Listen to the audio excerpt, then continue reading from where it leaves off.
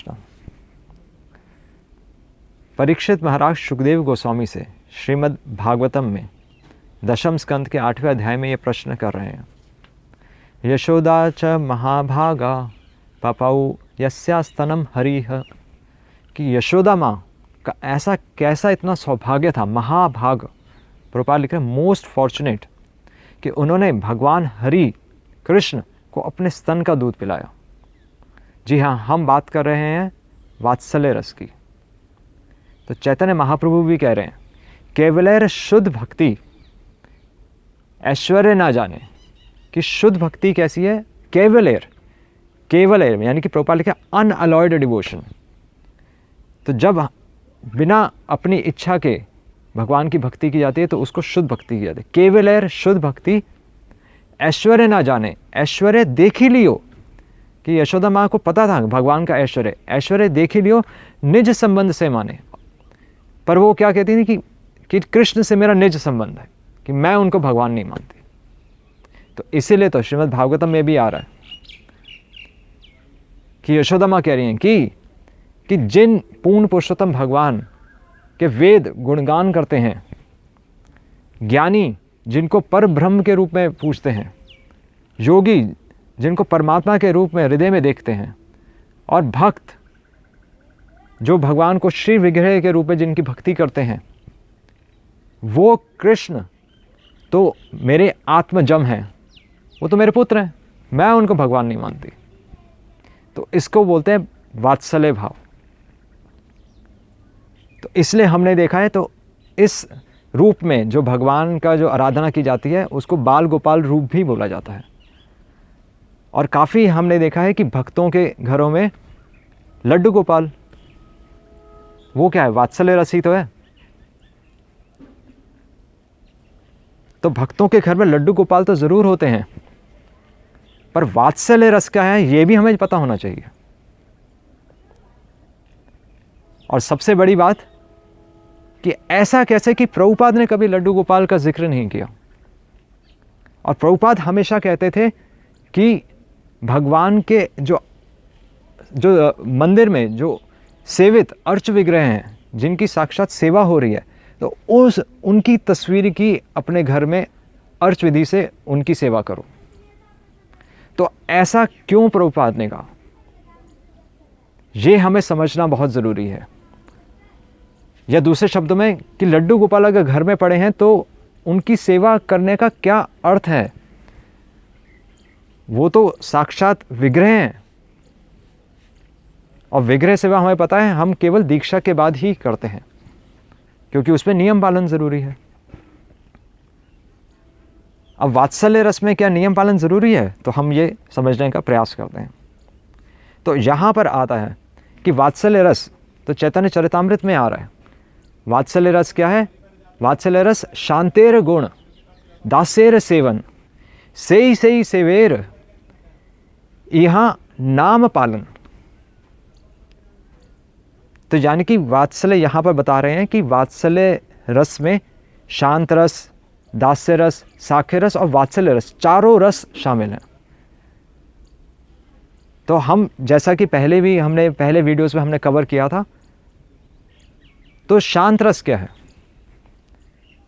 शांत रस सबसे पहले, शांत रस मतलब हम इस दो चीज़ें, संसार की इच्छाएं, हमारी संसारिक जो भौतिक इच्छाएं वो हमारी शांत हो चुकी हैं, सिंपल, और भगवान के चरण कमलों के प्रति हमारा आकर्षण अब स्थित हो चुका है।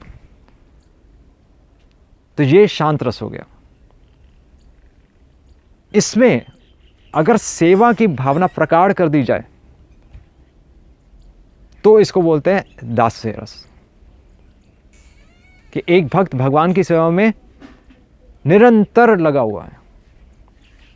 और एक चीज़ जो कि सेवा रस में है, दास्य रस में है, वो है आमी तो स्वतंत्र नहीं। एक दास कभी भी अपने स्वामी से स्वतंत्र नहीं होता, जो कि हम इस संसार में सोच भी नहीं सकते। अरे मैं और किसी के परतंत्र, हम तो भगवान की सेवा भी अपने अनुसार करते हैं। एक दास भगवान की इच्छा के अनुसार उनकी सेवा करता है। इसलिए भगवान की इच्छा जानना ज़रूरी है, और इच्छा हम शास्त्रों से जान सकते हैं। तीसरी चीज़ है साख्य। साख्य रस में क्या है? साख्य रस में अब भगवान का ऐश्वर्य नहीं है यहाँ पर क्या है? असंकोच। यानी कि भगवान को आनंद देने के लिए हो सकता है हमें भगवान के कंधे पर भी चढ़ना पड़े। अपना तो एक दोस्त क्या करता है, अरे तुझे भूख लगी है तो ये ले, मैं रोटी खा रहा हूँ तू भी खा ले। भगवान को अपना झूठा देना, ये भी शामिल है वात्सल्य रस में। और वात्सल्य रस क्या है? तो वात्सल्य रस में है पालन। जी हाँ, पालन। तो वैसे तो भगवान का नाम भरता है, भगवान हमारे भरता है, भगवान हमारा पालन करते हैं, पर यहाँ पर यशोदा माँ का क्या भाव है कि पालन किस प्रकार करना है? पालन इस प्रकार करना है कि अगर कि भगवान को अगर वो सेवा ना दी जाए तो भगवान जीवित नहीं रहेंगे। जैसे एक छोटा बच्चा, यशोदा माँ कृष्ण को दूध पिलाती थी, तो दूध पिलाना उतना इम्पोर्टेंट नहीं है जितना दूध अगर नहीं पिलाएंगी तो भगवान को दूध कौन पिलाएगा? भगवान भूखे रह जाएंगे। तो प्रभुपाद लिख रहे हैं कि यहाँ तक कि इस चेष्टा से कि मेरी सेवा के बिना भगवान जीवित नहीं रहेंगे, ये प्रभुपाद लिख रहे हैं। तो इसको बोलते हैं पालन। और यहाँ पर जो चीज़ हमें समझनी है वो ये समझनी है कि वात्सल्य रस में एक चीज़ हमारे जीवन में जो हमें लगानी है वो है रिस्पॉन्सिबिलिटी, कि हम कितने रिस्पॉन्सिबल हैं भगवान की सेवा में। इसीलिए हम सबकी एक निजी सेवा होनी चाहिए, एक सेवा होनी चाहिए जो कि हमारी एक्सक्लूसिव सेवा होनी चाहिए और जो भगवान डिमांड कर रहे हैं। एक बच्चा माता से दूध के लिए रोता है, इसलिए माँ को रात के 2 बजे भी उठकर दूध पिलाना पड़ता है। तो भगवान डिमांड कर रहे हैं और वो सेवा हमारी एक्सक्लूसिव सेवा होनी चाहिए। इसलिए प्रभुपाद ने कहा है deity worship is very important. भगवान की अर्च वगैरह सेवा बहुत ज़रूरी है क्योंकि वहाँ पर रिस्पॉन्सिबिलिटी है। भगवान के लिए हम रोज़ एक फूल लेकर जा सकते हैं जो कि और कोई नहीं लेकर आएगा, वो हमारी सेवा रहेगी।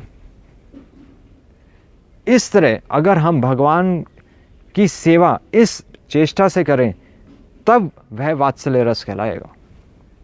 इसीलिए आपने देखा कि प्रभुपाद ने हमें पहले ट्रेनिंग लेने के लिए बोला कि अभी भगवान के अर्च विग्रहों की तस्वीर की सेवा करना पहले सीखो, फिर विग्रह पे आना। और इसीलिए रूपा गोस्वामी ने भक्ति रसामृत सिंधु में ये रसों को डिस्कस किया है ताकि हम समझें और भगवान की सही से सेवा कर पाएं। हरे कृष्ण। श्रील प्रभुपाद की जय।